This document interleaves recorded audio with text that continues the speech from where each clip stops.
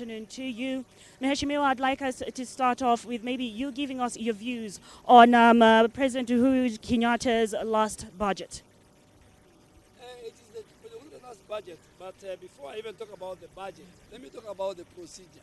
In the opinion of the many, the framers of our constitution, what the minister is doing this afternoon is illegal and unconstitutional, and it has never been done by any other minister for finance. Why do I say so? Budget making process is a function of the National Assembly within the reading of Chapter 12 of the Constitution on Public Finance and the PFM Act. And that is what the Kenyan people said in the 2010 Constitution. Number two, and fundamental, the budget making process is not an event, it's a sequence. The minister, if you read chapter 12, if you read Article 95, Sub-Article 4, A and B, if you read the PFM Act, Section 40, Subsection 2, Section 35, all of them will tell you the role of budget making process lies with the National Assembly.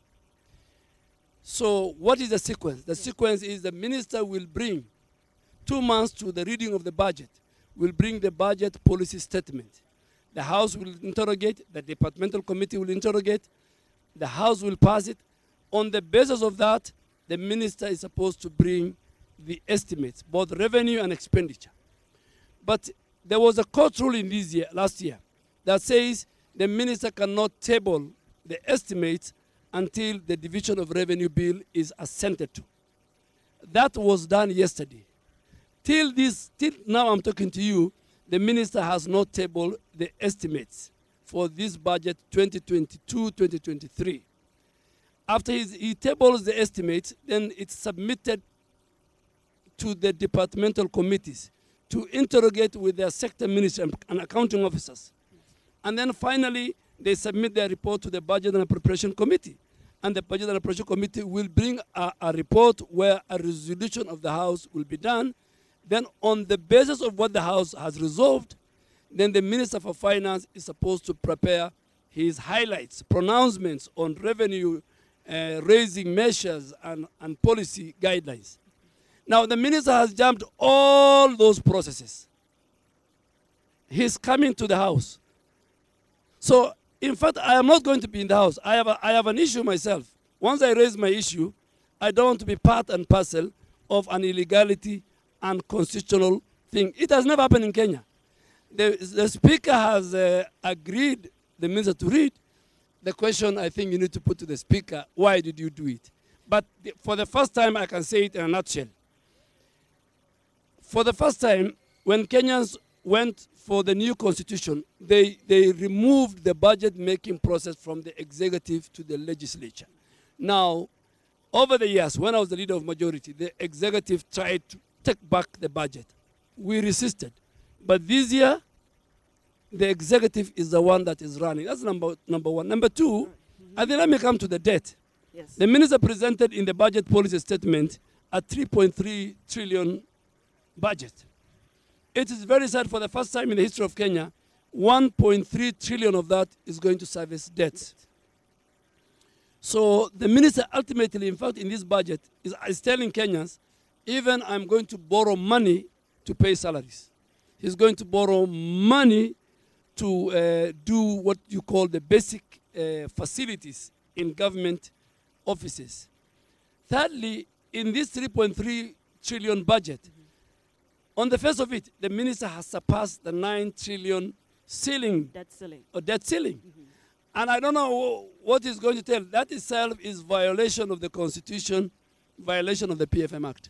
All right. Mheshimiwa, now that we are here now, yes, at the moment, what would you say are your expectations? No, you know, I can only talk about the expectations and talk to the people. Once the estimates have been tabled, once committees have interrogated, the report of the budget committee has been tabled. What are we going to say? This guy is going to read maybe a speech where the estimates are not there. I can only talk to the people of Kenya and give my views on the budget, if I had the privilege to have read and have seen the estimate, the big books, one on revenue and one on development, one on recurrent. All right. So let's then go back to my first question, my initial question. Yes. Your sentiments on President Uhuru Kenyatta's last budget. No, I think President Uhuru Kenyatta has 4 months to go. This is not his budget, so we can't even call it Uhuru Kenyatta's budget. This budget will either be implemented by Kenya Kwanza government or the Azimio, because this budget will be implemented from first week of August. First week of August, President Kenyatta has about 8 days or 9 days to be in office. So this is not his budget. Okay. He should not even stress the country with his budget.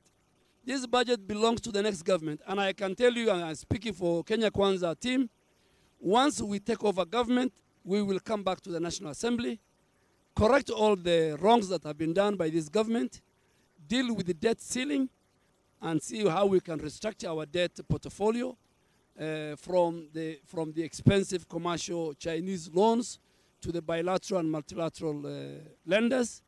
See how we can bring supplementary budget once we take over, so that our priorities, the 4 big, the housing, the NHIF, the 100 billion we are promising the small-scale traders, and the 50 billion for the borders, all those will be brought back to the House. So this budget doesn't belong. But President Kenyatta is leaving us with a huge debt. I think every Kenyan will pay, those even who are in their mother's stomach will pay, will pay about 235,000 plus. So it's a very sad situation. But this budget